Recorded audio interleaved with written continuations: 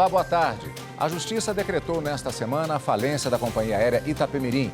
A empresa deixou de operar no fim de 2021, deixando mais de 100 mil passageiros na mão. Eu sou Carlos Eduardo Cunha e no Jornal da Justiça de hoje vamos saber como ficam os consumidores, prestadores de serviços e trabalhadores com a falência da Itapemirim. Vamos aos outros destaques do dia. Ministra Rosa Weber, presidente do STF e do CNJ, lança no Amazonas a primeira Constituição traduzida para uma língua indígena.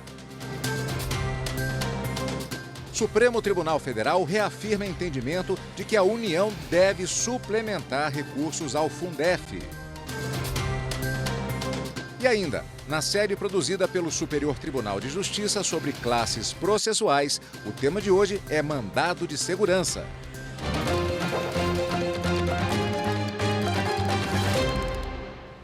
O Supremo Tribunal Federal reafirmou o entendimento de que a União deve suplementar recursos ao Fundef. A decisão vale quando o valor repassado por aluno ao fundo, que é responsável pelo financiamento da educação básica no Brasil, estiver em desacordo com a média nacional. A repórter Amanda Mustafa tem os detalhes. A decisão unânime ocorreu no plenário virtual. Em julgamento de recurso com repercussão geral, a Corte reafirmou jurisprudência de que a União deve suplementar recursos do antigo Fundef, Fundo de Manutenção e Desenvolvimento do Ensino Fundamental e de Valorização do Magistério. O valor da complementação deve ser calculado com base no valor mínimo nacional pago por aluno, extraído da média nacional. O caso teve origem em ação na qual a Prefeitura de Dirceu Arcoverde, município do Piauí, cobrou da União a complementação da transferência de recursos do Fundef referentes aos anos de 2001 a 2005. O município alegou que o cálculo efetuado pela União causou um prejuízo superior a 2 milhões de reais para a educação. O Tribunal Regional Federal da Primeira Região condenou o governo federal a restituir todos os valores relativos ao débito pelo erro de cálculo dos repasses. Em recurso extraordinário ao STF, a União defendeu que o cálculo da suplementação considerasse a média entre a receita e o número de alunos de cada estado e do Distrito Federal e não a média nacional. Argumentou também que a decisão do TRF1 ao determinar o repasse dos valores à conta específica do município junto ao fundo não respeitaria a ordem de precatórios. Aqui no Supremo, o relator ministro Luiz Roberto Barroso voltou pelo provimento parcial. Segundo ele, caso o montante não esteja de acordo com a média nacional, a União tem o dever de suplementação de recursos. Para o ministro, quando o pagamento for obrigação imposta por ordem judicial, o pagamento deve seguir as regras dos precatórios, prevista no artigo 100 da Constituição Federal. A tese de repercussão fixada foi a seguinte: a complementação ao Fundef, realizada a partir do valor mínimo anual por aluno, fixada em desacordo com a média nacional, impõe à União o dever de suplementação de recursos. Sendo tal obrigação imposta por título executivo judicial, aplica-se a sistemática dos precatórios, nos termos do artigo 100 da Constituição Federal. O voto do relator foi seguido pelos demais ministros. A presidente do Supremo Tribunal Federal e do Conselho Nacional de Justiça, ministra Rosa Weber, lançou a primeira tradução oficial da Constituição Federal em língua indígena. O evento foi em São Gabriel da Cachoeira, no Amazonas. O projeto da tradução, realizado pelo STF e CNJ e em parceria com o Tribunal de Justiça do Amazonas e executado por indígenas bilíngues. A reportagem é de Carolina Chaves. A entrega da primeira Constituição na língua Nhengatu aos tradutores e colaboradores foi feita pela presidente do STF e do CNJ, ministra Rosa Weber, pela ministra Carmen Lúcia e pela presidente do Tribunal de Justiça do Amazonas, Nélia Caminha Jorge. Essa é uma das iniciativas do projeto de inclusão e garantia de direitos dos povos indígenas com amplo acesso e irrestrito à cidadania. Nessa terça-feira, a ministra Rosa Weber pôde ver de perto os serviços públicos e judiciais na cidade de São Félix do Xingu, no Pará, pelo projeto Justiça Itinerante, cooperativa na Amazônia Legal, que acontece durante toda a semana. Rosa Weber estava acompanhada da ministra Carmen Lúcia e da presidente da Fundação Nacional dos Povos Indígenas, Joênia Wapichana.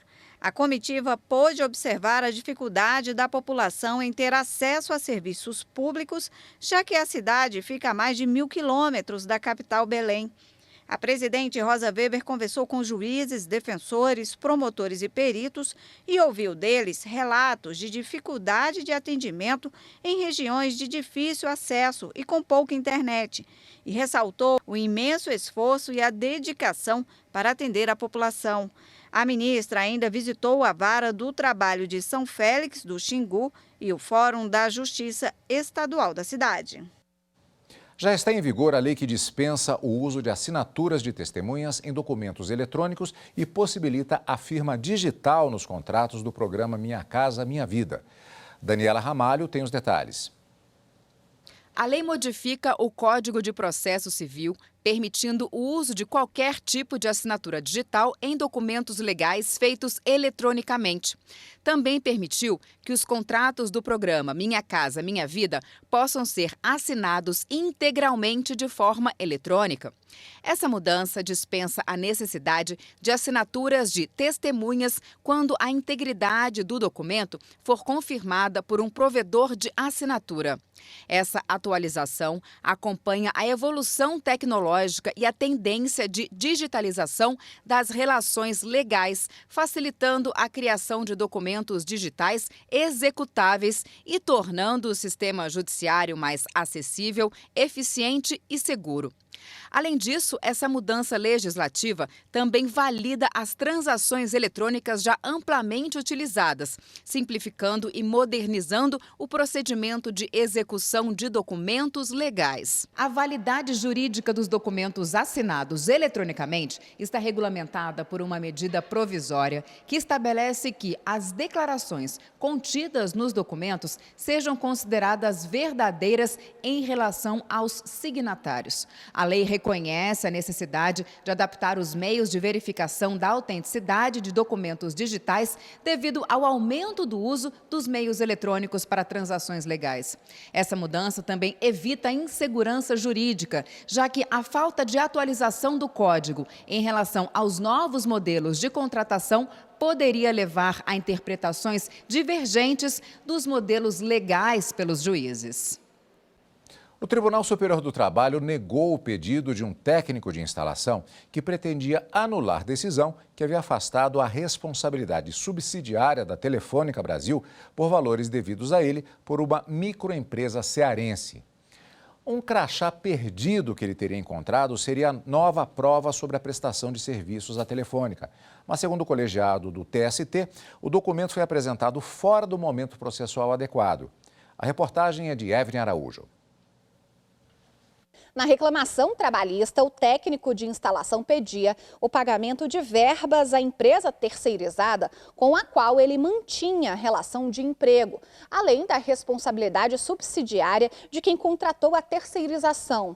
Mas o Tribunal Regional do Trabalho da 7ª Região no Ceará confirmou decisão do juízo de primeiro grau que entendeu não haver provas de que a companhia telefônica seria a tomadora da mão de obra, nem de haver exclusividade no fornecimento de serviços entre as empresas. Na tentativa de mudar a decisão, o empregado incluiu ao processo um crachá como prova da prestação de serviços, mas o apelo foi rejeitado. Após a decisão tornar-se definitiva, o técnico ajuizou a ação rescisória, alegando cerceamento ao direito de defesa. Afirmou que só teve acesso ao crachá quando informou a decisão judicial a um colega de trabalho. O Tribunal Regional, porém, julgou o argumento improcedente. Segundo o TRT, a alegação de que o documento estava perdido, além de inovatória, foi apresentada fora do momento processual oportuno. O técnico de instalação recorreu então ao Tribunal Superior do Trabalho.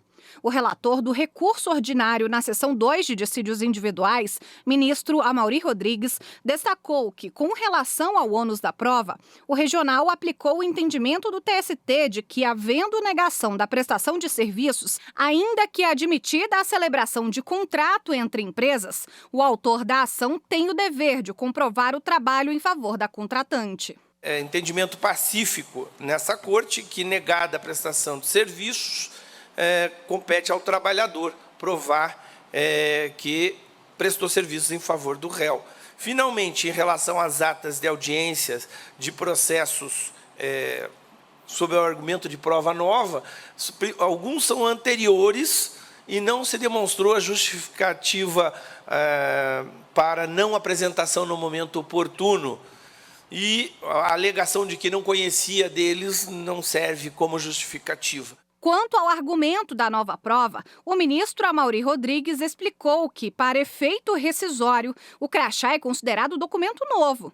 Nesse sentido, o fato de o empregado só ter localizado o documento depois do trânsito em julgado da sentença, embora soubesse da existência dele, não se enquadra como um ato processual que possa ser praticado fora do prazo.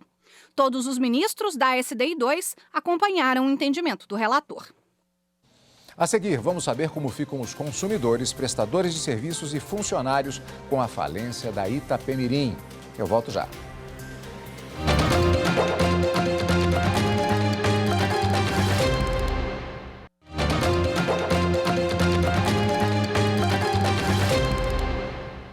Esta semana foi decretada a falência da Itapemirim Transportes Aéreos.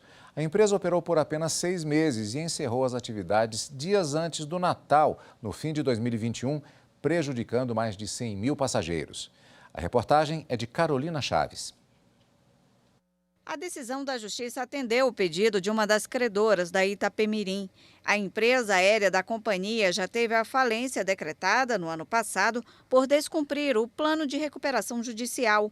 Os relatórios mensais do administrador judicial apontaram que há desorganização da gestão e os recursos não eram usados no plano de recuperação.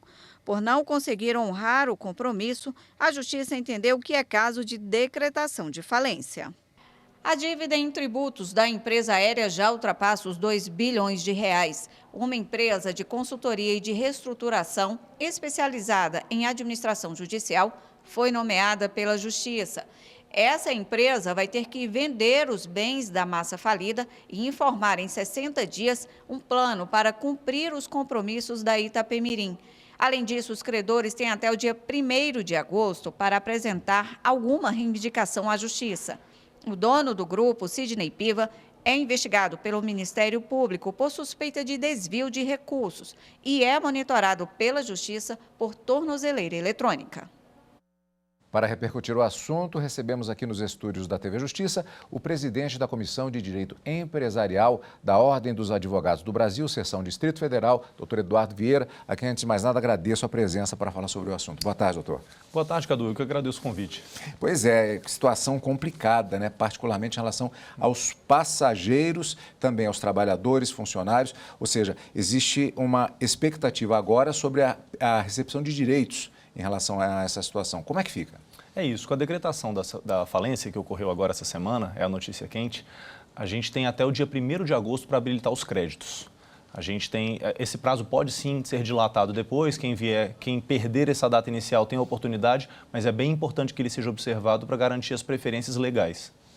Existe uma ordem em relação a quem tem direito a receber. Por exemplo, se não estou enganado, os trabalhadores, por exemplo, é que teriam direito a ter o recebimento dos seus direitos nessa ordem. Seria isso mesmo, doutor? É isso, Cadu. A lei de falências prevê uma ordem de pagamentos sobre os créditos que vierem a ser apurados. Nessa ordem, os trabalhadores, no limite de até 40 salários mínimos por CPF, eles recebem antes da maior parte dos outros credores. Os prestadores de serviço e os consumidores ficam mais para o final da fila. Eles vão ter um pouco mais de dificuldade e vão depender da existência ou não de crédito. Existe a necessidade de mobilização das partes das pessoas que têm esses créditos? Por exemplo, trabalhadores eles necessitam apresentar alguma documentação referente à carteira de trabalho e, na ordem, os passageiros, por exemplo, precisam ir ao Procon Como, grosso modo, fica essa situação?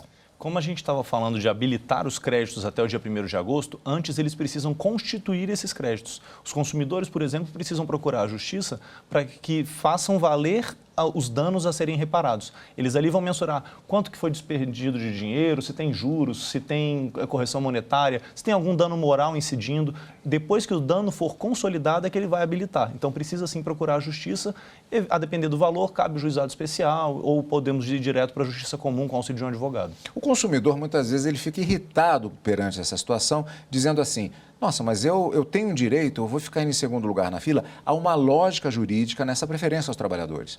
Há uma lógica jurídica.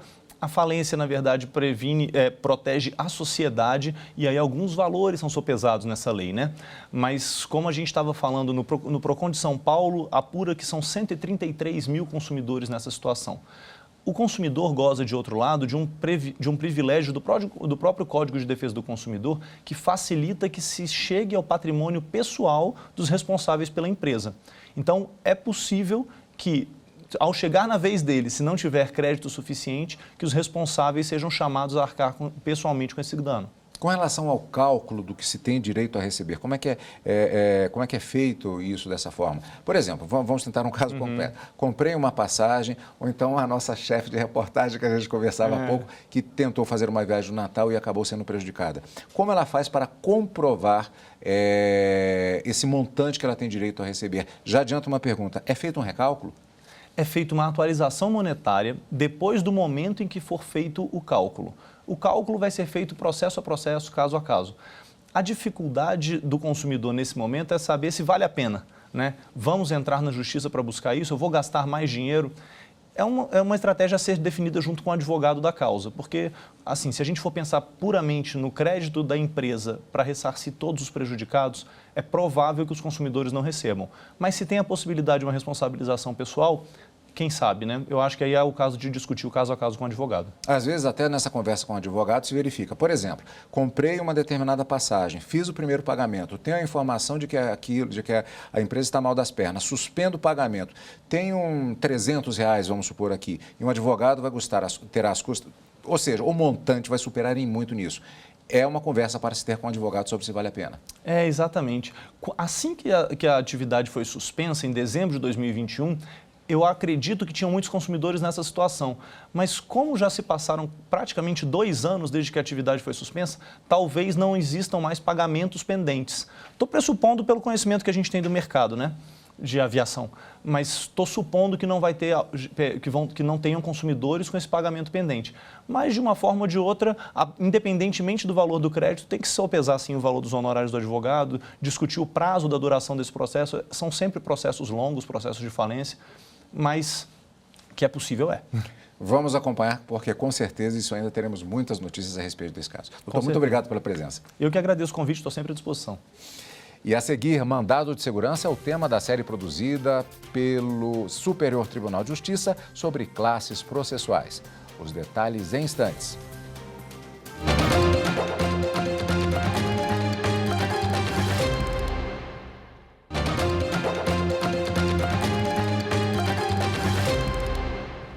O Tribunal de Justiça de Mato Grosso capacitou cerca de 50 magistrados e servidores sobre direitos humanos, a partir das perspectivas de gênero, raça e etnia. A iniciativa é para promover a igualdade e a inclusão social e o combate a todas as formas de discriminação. A reportagem é de Carlos Celestino. Garantir a igualdade e inclusão social a partir de uma perspectiva de Estado social democrático de direito. Foi com este foco que a Escola Superior da Magistratura do Tribunal de Justiça de Mato Grosso, a ESMAGES, promoveu durante 3 dias uma capacitação sobre o tema Direitos Humanos, Gênero, Raça e Etnia, conhecimento voltado para magistrados e servidores do Judiciário. Preciso olhar para as decisões e verificar como isso pode impactar o já existente racismo estrutural que nós vivenciamos, o racismo institucional, ou seja, das instituições, que mesmo que não aparente, mesmo que não perceptível, acaba reproduzindo, por exemplo, desigualdades na ascensão profissional de servidores ou, eventualmente, para o acesso nos tribunais e reflete, às vezes, em algumas decisões estereotipadas, especialmente em relação ao racismo. Foram abordados temas como direitos humanos, direitos fundamentais, análise de decisões da Corte Interamericana e julgamentos do Supremo Tribunal Federal do Brasil, assuntos que promovem conhecimento visando contribuir para o aperfeiçoamento da atuação dos magistrados na estruturação da argumentação e decisões judiciais. O curso é de extrema valia, o professor traz conhecimentos extremamente importantes para a nossa atividade jurisdicional e para o engrandecimento do conhecimento dos juízes e dos participantes. Essa capacitação é em parceria com as margens e é em cumprimento à Resolução 492 do CNJ, que visa a promoção da inclusão no processo à luz dos direitos humanos, objetivando qualquer tipo de discriminação na sociedade. Para Solange, essas capacitações servem para a melhoria da prestação jurisdicional, além de contribuir no combate ao preconceito. É de suma importância, até mesmo porque a gente trabalha com demandas dispersas. E, infelizmente, o preconceito em termos de racismo está enraizado nas pessoas. E uma capacitação dessa, para nós, servidores, é de suma importância para cada vez mais aprender a lidar com as situações que a gente atende o dia a dia. Na série produzida pelo Superior Tribunal de Justiça sobre classes processuais, o tema de hoje é mandado de segurança. A reportagem é de Rafael Porfírio. Um instrumento processual destinado a combater um ato ilegal ou abusivo praticado por autoridade pública ou por agente de pessoa jurídica no exercício de atribuições do poder público.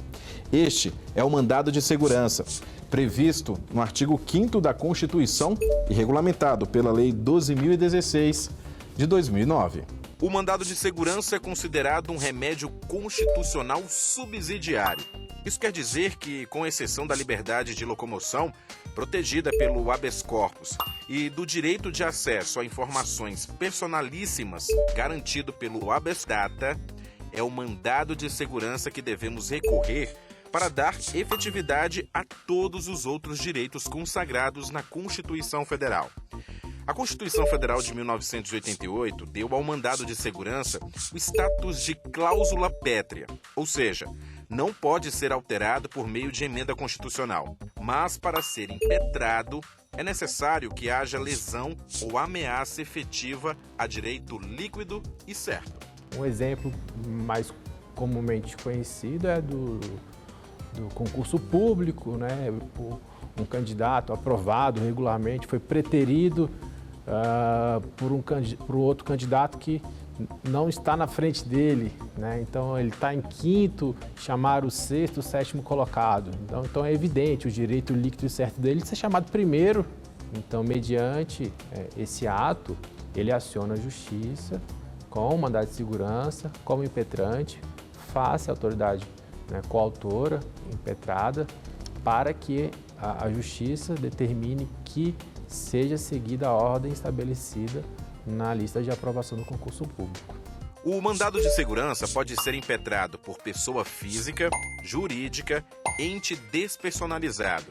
Há também o mandado de segurança coletivo. Nesse caso, pode ser impetrado por partido político com representação no Congresso Nacional, organização sindical, entidade de classe ou associação, que seja legalmente constituída e esteja em funcionamento há pelo menos 1 ano, desde que em defesa dos interesses de seus membros ou associados. E atenção, é preciso ficar atento também ao prazo para impetrar mandado de segurança. 120 dias. Já houve, inclusive, uma discussão constitucional se isso era ou não, violaria ou não o direito de acesso ao mandado de segurança. E o Supremo declarou que esse prazo de 120 dias ele é um prazo constitucional. 120 dias por quê? Exatamente pelos diferenciais do mandado de segurança. Então, o prazo é bem menor mesmo, mas não quer dizer que eu, em caso de perder esse prazo, eu não tenho direito à tutela jurisdicional.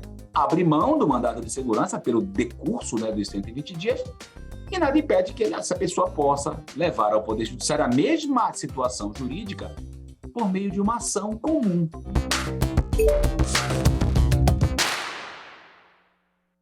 E o Jornal da Justiça fica por aqui. Obrigado pela companhia, uma ótima tarde, até amanhã. Tchau!